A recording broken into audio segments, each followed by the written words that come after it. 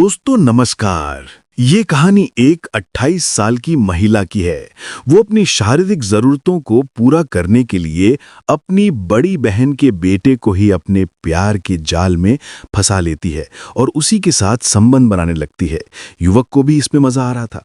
अपनी मामी के साथ ये सब 2 महीने तक चलता है, लेकिन 2 महीने के बाद इस औरत के साथ एक ऐसी घटना घट जाती है जिसकी कोई कल्पना भी नहीं कर सकता। जी हाँ दोस्तों, जब आप लोग सुनेंगे तो शायद आप लोगों को बहुत हैरानी होगी, इसलिए इस वीडियो को पूरा जरूर देखिएगा, क्योंकि वीडियो के अंत में आपको एक बहुत बड़ी सीख मिलने वाली है। तो आइए जानते हैं पूरी घटना इस वीडियो में। लेकिन वीडियो में आगे बढ़ने से पहले बस वही छोटी सी रिक्वेस्ट है, वीडियो को लाइक नहीं किया है तो वीडियो को लाइक कर दीजिए, चैनल को सब्सक्राइब नहीं किया तो सब्सक्राइब कर दीजिए। दोस्तों, ये सच्ची कहानी एक छोटे से शहर की है। वहां एक छोटा सा परिवार रहता था। उस परिवार में माया एक जिम्मेदार और सीधी साधी औरत होती है और उसके पति का नाम विकास होता है। उनका इकलौता बेटा होता है जिसका नाम आकाश होता है। उसकी उम्र 18 साल थी। वो कॉलेज में पढ़ाई करता था। माया की एक छोटी बहन थी, किरण। किरण की उम्र 28 साल थी। किरण की शादी अमन से हुई थी, लेकिन शादी के कुछ ही साल बाद अमन का एक्सीडेंट में निधन हो गया। अमन की मौत के बाद किरण की दुनिया सूनी हो गई। ससुराल वालों ने कुछ महीने तो साथ रखा, फिर धीरे धीरे सबने मुंह फेर लिया। आखिर में वो अपनी बड़ी बहन माया के घर आकर रहने लगी। किरण ज्यादातर समय चुपचाप बैठी रहती थी। उसके चेहरे की उदासी और आंखों की चुप्पी साफ दिखाती थी कि वो अंदर से बहुत दुखी है। विकास सुबह ऑफिस जाते और देर शाम लौटते। माया घर के कामों और अपनी पार्टियों में व्यस्त रहती। आकाश अपनी कॉलेज और दोस्तों की दुनिया में मगन था। घर में अक्सर दोपहर के वक्त किरण अकेली होती थी। यही अकेलापन उसे अंदर ही अंदर खाए जा रहा था।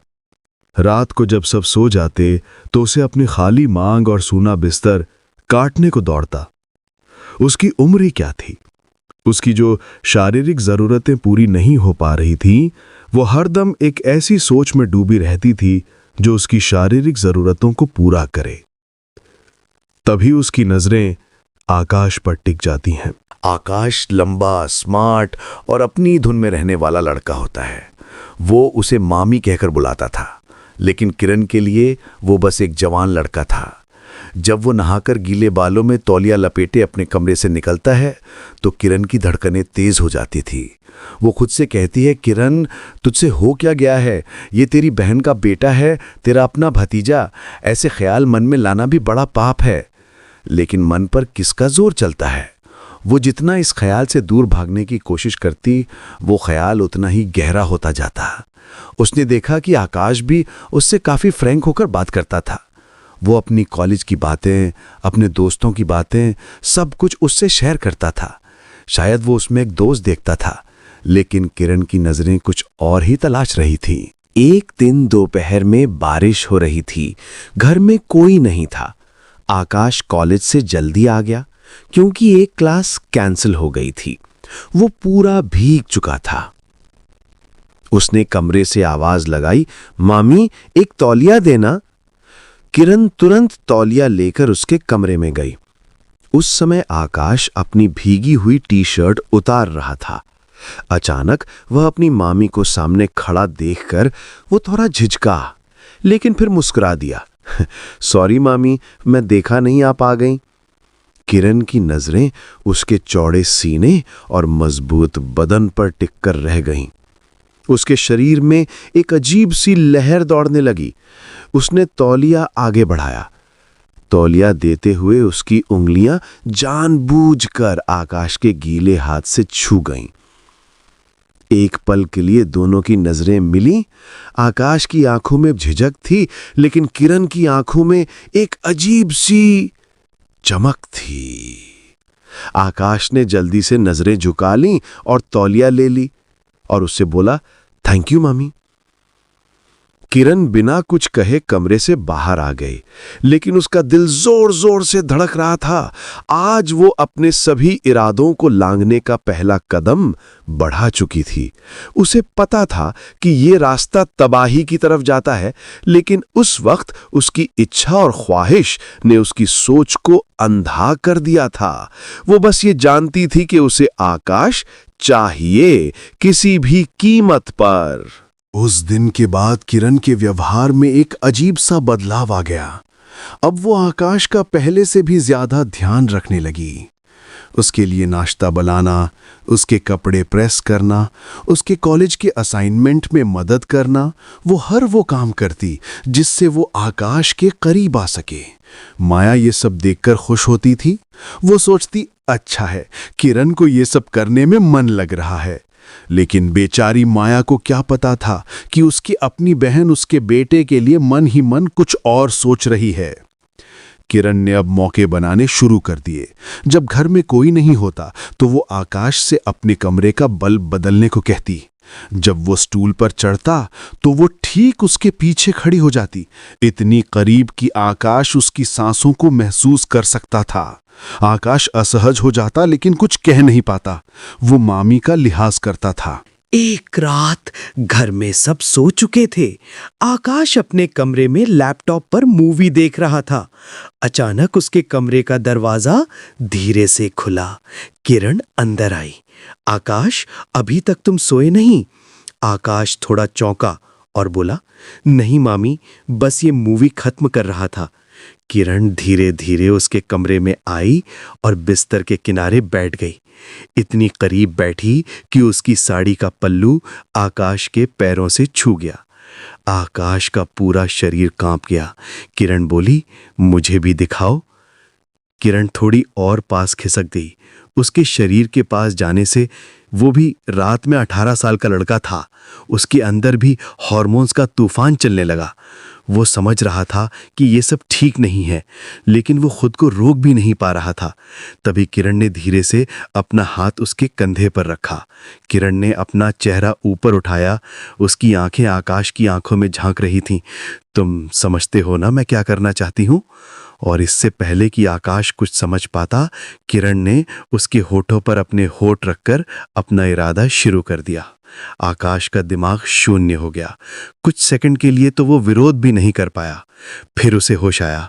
उसने किरण को धीरे से पीछे धकेला। मामी, ये आप क्या कर रही हैं? ये गलत है। उसकी आवाज कांप रही थी। आकाश, क्या मुझे खुश रहने का हक नहीं है? किरण रोते रोते बोली, लेकिन उस दर्द में कुछ छुपा हुआ राज भी था। आकाश को अपनी मामी पर तरस आ गया। उसने कहा, नहीं मामी, मेरा मतलब वो नहीं था। प्लीज अब आप रोइए मत। किरण ने तुरंत उसका हाथ पकड़ लिया और जोर से दबा दिया। तो फिर मुझे दूर क्यों कर रहे हो?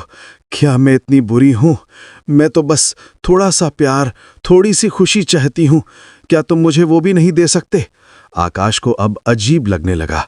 उसकी मामी की ये बातें सुनकर उस रात आकाश के मन में चल रहे सही और गलत के फर्क को मिटा दिया। वो अपनी भावनात्मक जरूरतें पूरी करती मामी के जाल में पूरी तरह फंस चुका था। वो रात उनकी पहली रात थी। एक ऐसा गुनाह जिसकी नींव आंसुओं और धोखे पर रखी गई थी, और उनके बीच वो सब हुआ जो पति पत्नी के बीच होता है। अगली सुबह जब आकाश सोकर उठा तो उसे रात की घटना एक बुरे सपने जैसी लगी। उसका सिर भारी था। उसे खुद से घिना रही थी। उसने ये क्या कर दिया? अपनी मां की बहन अपनी मामी के साथ। वो आईने में खुद से नजरें नहीं मिला पा रहा था। नाश्ते की टेबल पर वो किरण से नजरें चुरा रहा था, लेकिन किरण बिल्कुल नॉर्मल थी। वो वैसे ही मुस्कुरा रही थी, वैसे ही सबसे बातें कर रही थी जैसे कुछ हुआ ही ना हो। माया ने पूछा, क्या बात है आकाश, आज चुप चुप हो, तबीयत ठीक है? हाँ मां, बस रात को ठीक से नींद नहीं आई, उसने बहाना बनाया। किरण ने धीरे से टेबल के नीचे से उसके पैर को अपने पैर से छुआ। आकाश ने झटके से अपना पैर पीछे खींच लिया। किरण के चेहरे पर एक शरारती मुस्कान आई, जिसे किसी और ने नहीं देखा। उस दिन आकाश ने फैसला किया कि वो अब मामी से दूर रहेगा। ये जो हुआ एक गलती थी और वो इसे दोहराएगा नहीं। वो दिन भर दोस्तों के साथ बाहर रहा और देर रात को घर लौटा जब सब सो चुके थे। लेकिन किरण इतनी आसानी से हार मानने वाली नहीं थी। अगले दिन जब आकाश कॉलेज के लिए तैयार हो रहा था, किरण उसके कमरे में आई और बोली, आकाश, मुझे तुमसे कुछ बात करनी है। आकाश कहता है, मामी, मुझे देर हो रही है। किरण बोलती है, बस 5 मिनट। किरण ने दरवाजा अंदर से बंद कर लिया। आकाश का दिल धड़कने लगा। दरवाजा क्यों बंद किया? डरते क्यों हो आकाश? मैं तुम्हें खा थोड़ी जाऊंगी। किरण की मुस्कान में एक अजीब सी रहस्यमयी चमक थी। वो धीरे धीरे उसकी ओर करीब आ गई। कल रात जो हुआ उसे भूल जाओ, क्योंकि वो तो सिर्फ शुरुआत थी। मुझे सब पता है आकाश, तुम्हें भी अच्छा लगा था। झूठ मत बोलो। आशिकों का ठिकाना बन जाता था। आकाश को शुरू में जो झिझक और घिन थी वो धीरे धीरे खत्म होने लगी। उसे भी इस चोरी छिपे वाले रिश्ते में मजा आने लगा था। ये एक एडवेंचर जैसा था जिसमें पकड़े जाने का डर था, लेकिन उतना ही रोमांच भी था। किरण ने उसे दुनिया की हर खुशी दी। वो उसके लिए महंगे गिफ्ट्स लाती, उसे बाइक पर लॉन्ग ड्राइव पर ले जाती। वे दोनों एक कपल की तरह जी रहे थे, बस 4 दीवारों के अंदर। आकाश अब पूरी तरह किरण के कंट्रोल में था। वो जो कहती आकाश करता। उसका पढ़ना लिखना, दोस्त यार सब पीछे छूट गए थे। उसकी दुनिया अब बस किरण के इर्द गिर्द घूमती थी। ये संबंध करीब 2 महीने तक चलता रहा। एक दिन जब दोनों किरण के कमरे में थे, तभी बाहर गाड़ी का हॉर्न बजा। माया और विकास आज जल्दी घर आ गए थे।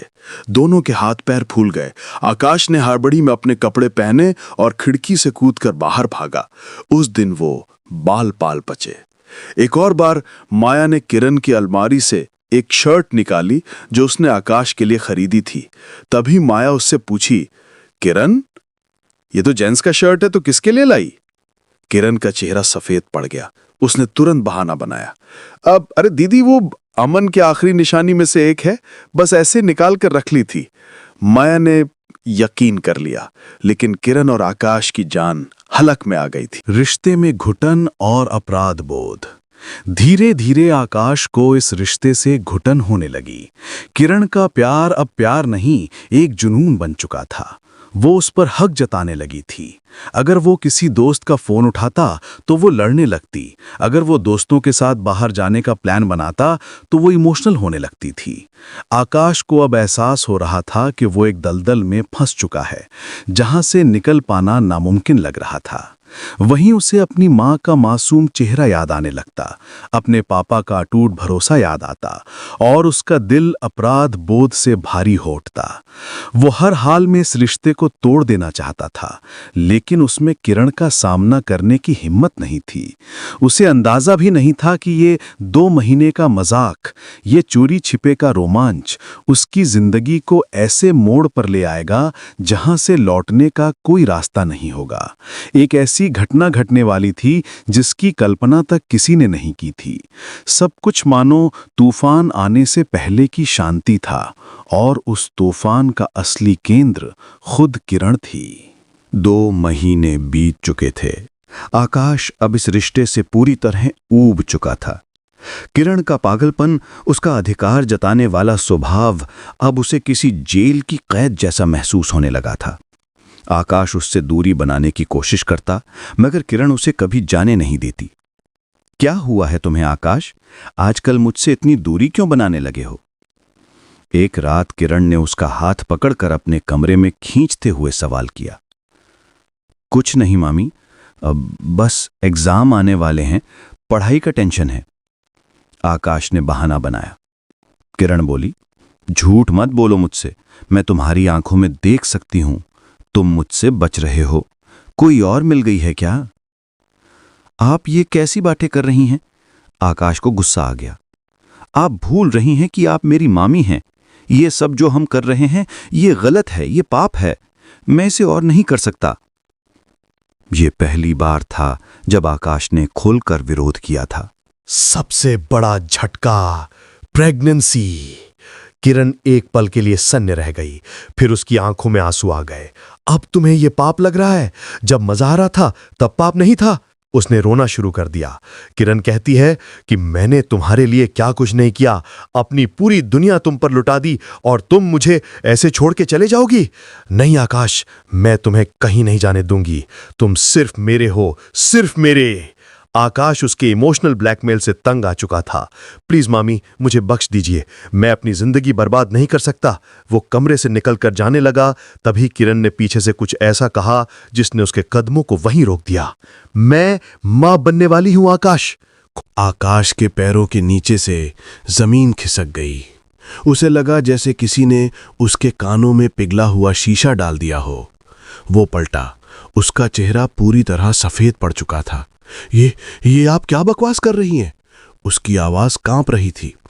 मैं बकवास नहीं कर रही, किरण ने अपनी आंखों से आंसू पोंछते हुए कहा। यह सच है, मेरे पेट में तुम्हारा बच्चा है। आकाश का सिर घूमने लगा, उसे चक्कर आ रहे थे।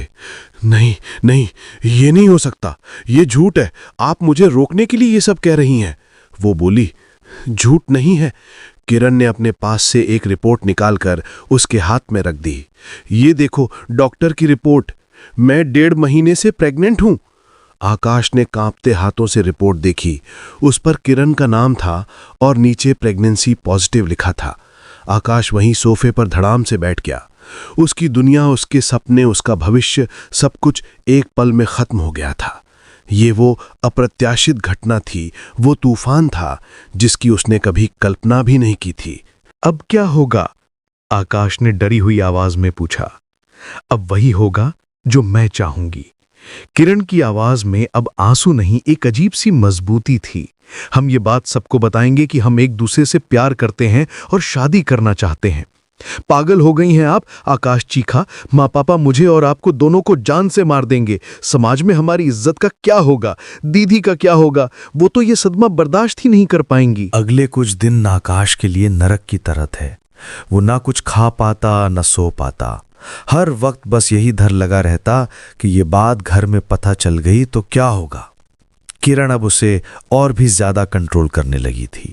वो उसे धमकी देती कि अगर उसने उसकी बात नहीं मानी तो वो सारी सच्चाई दीदी और जीजाजी को बता देगी। आकाश एक कैदी बन चुका था। वो हर रोज मर रहा था। जिस मामी ने उसे अपने प्यार के जाल में फंसाया था, अब वही मामी उसे उसके बच्चे के नाम पर ब्लैकमेल कर रही थी।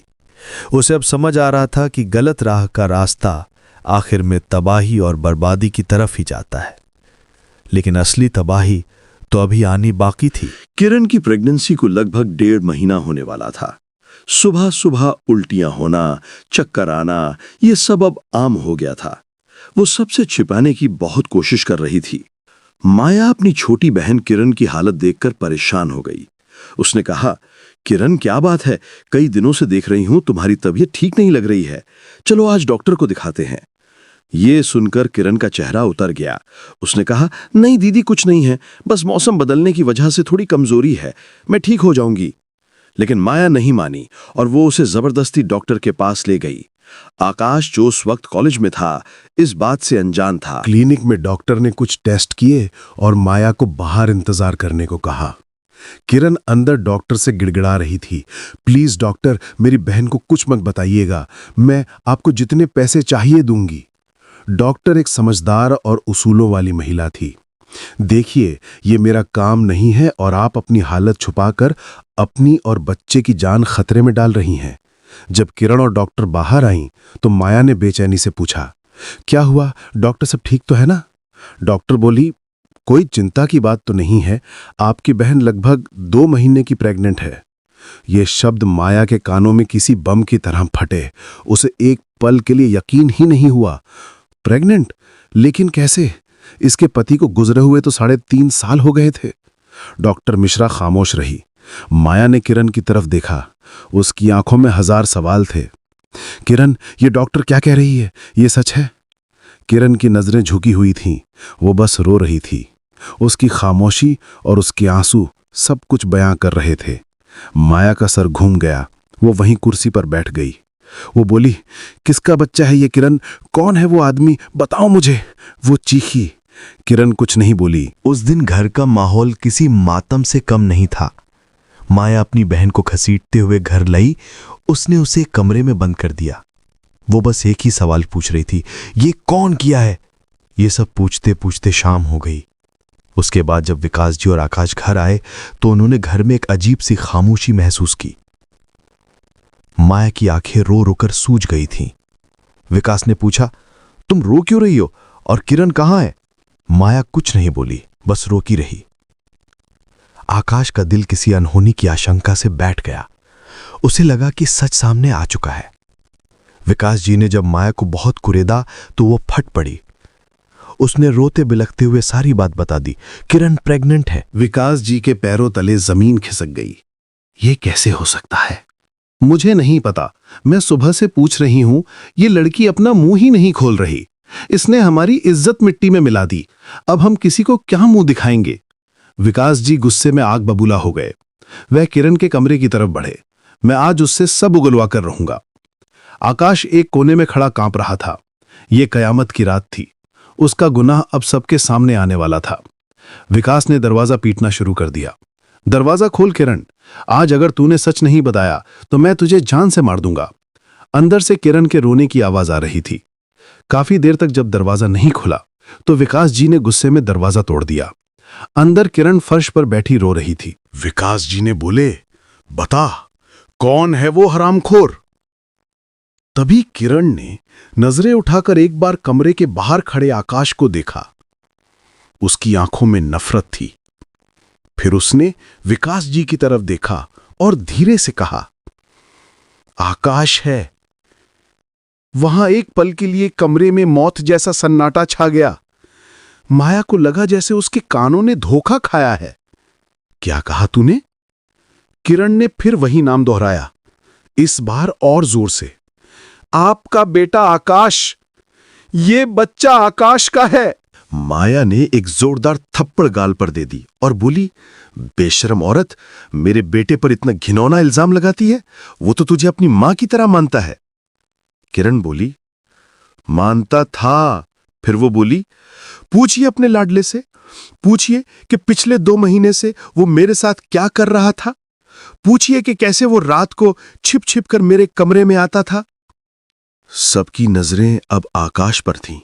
आकाश का चेहरा डर से सफेद था। उसकी आंखें फर्श में गड़ी थीं। उसकी खामोशी उसका सबसे बड़ा कबूलनामा था। माया के मुंह से एक चीख निकली। वो वहीं जमीन पर गिर पड़ी। उसे अपनी बहन और अपने बेटे दोनों से एक साथ ऐसा धोखा मिला था जिसे वो शायद कभी बर्दाश्त नहीं कर पाती। विकास जी की आंखों में खून उतर आया। वो एक शेर की तरह आकाश पर झपटे। उन्होंने उसे मारना शुरू कर दिया। हरामजादे, तूने अपनी मामी के साथ, तेरी हिम्मत कैसे हुई? मैंने तुझे ये संस्कार दिए थे, शायद तू इसी सजा के लायक था। उस रात उस घर में जो तूफान आया, उसने सब कुछ तबाह कर दिया। रिश्ते, विश्वास, प्यार, इज्जत, सब कुछ खत्म हो गया। उस रात के बाद उस घर में कुछ भी पहले जैसा नहीं रहा। विकास जी ने उसी रात किरण को घर से निकाल दिया। वो रोती रही, गिड़गिड़ाती रही, लेकिन उन्होंने एक नहीं सुनी। दफा हो जा यहां से और अपनी शक्ल दोबारा कभी मत दिखाना। किरण आधी रात को सड़क पर अकेली खड़ी थी। उसकी एक गलती, उसकी लालसा ने उसे कहीं का नहीं छोड़ा था। आकाश की हालत भी कुछ कम बुरी नहीं थी। विकास जी ने उसे घर के एक कमरे में बंद कर दिया था। उसका फोन, लैपटॉप, सब कुछ छीन लिया गया था। माया ने तो जैसे अपने बेटे से रिश्ता ही खत्म कर लिया था। वो उसके साय से भी नफरत करने लगी थी। जिस बेटे को उसने इतने नाज से पाला था, आज उसकी वजह से वो किसी को मुंह दिखाने के काबिल नहीं बची थी। विकास जी अंदर ही अंदर टूट चुके थे। समाज में उनकी बहुत इज्जत थी। ये बात अगर बाहर निकलती तो उनकी पगड़ी उछल जाती। उन्होंने फैसला किया कि वो ये शहर छोड़कर कहीं दूर चले जाएंगे, जहां उन्हें कोई नहीं जानता हो। कुछ ही हफ्तों में उन्होंने अपना जमा जमाया बिजनेस, अपना घर, सब कुछ बेच दिया और एक गुमनाम शहर में चले गए। आकाश अब एक जिंदा लाश बन चुका था। वो ना किसी से बात करता, न कमरे से बाहर निकलता। उसके कानों में हर वक्त अपनी माँ की चीखें, अपने पापा के गुस्से वाले आखिरी शब्द और किरण के आखिरी नफरत भरे बोल गूंजते रहते थे। उसे अपने किए पर पछतावा था, एक ऐसा पछतावा जिसकी आग में उसे सारी जिंदगी जलना था। उसने कुछ महीनों के मजे के लिए, एक गलत आकर्षण के लिए अपनी पूरी जिंदगी तबाह कर ली थी। उसने सिर्फ खुद को ही नहीं बल्कि अपने पूरे परिवार को बर्बाद कर दिया था। दोस्तों, इस सच्ची घटना को सुनाने का मेरा मकसद किसी का दिल दुखाना नहीं है, न ही किसी के दिल को आहत करना है। मेरा उद्देश्य आपको जागरूक करना है ताकि आप पहले से ही सतर्क रहें। फिर मिलते हैं कल ऐसे ही सच्ची घटना के साथ। तब तक के लिए जय हिंद।